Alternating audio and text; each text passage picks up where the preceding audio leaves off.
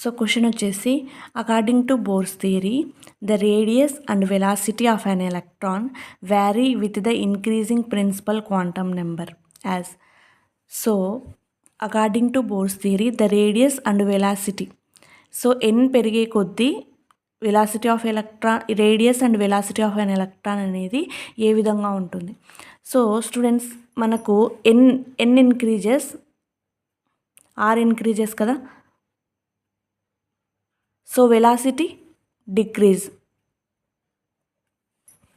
అవుతుంది.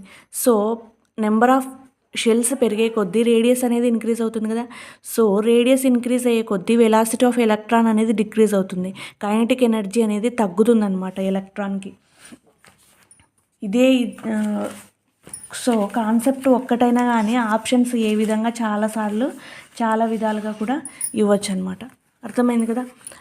n=1, n=2, n=3, n=4 ఈ విధంగా n అనేది ఇంక్రీజ్ అయ్యే కొద్దీ రేడియస్ అనేది కూడా, వ్యాసార్థం అనేది కూడా పెరుగుతూ ఉంది కదా.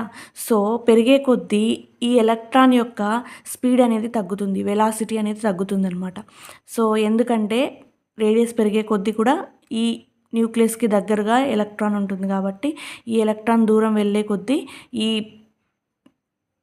ఎలక్ట్రోస్టాటిక్ ఫోర్స్ ఆఫ్ అట్రాక్షన్ అనేది తగ్గుతుంది. ఈ న్యూక్లియస్కి దూరంగా వెళ్ళే కొద్దీ, దగ్గరగా ఉంటే అట్రాక్షన్ ఎక్కువగా ఉంటుంది, దూరంగా వెళ్ళే కొద్దీ తగ్గుతుంది. కాబట్టి ఈ ఎలక్ట్రాన్ యొక్క వెలాసిటీ తగ్గుతుంది అనమాట. అర్థమైందా.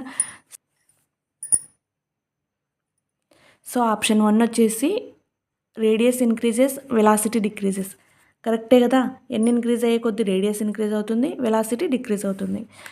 Are and V both increases, not wrong. R and V both decreases, wrong అనమాట. R decreases, V increases, so ఇది కూడా wrong answer. So first one is the correct answer. R increases, radius పెరుగుతుంది, N పెరిగే కొద్దీ velocity తగ్గుతుంది అనమాట.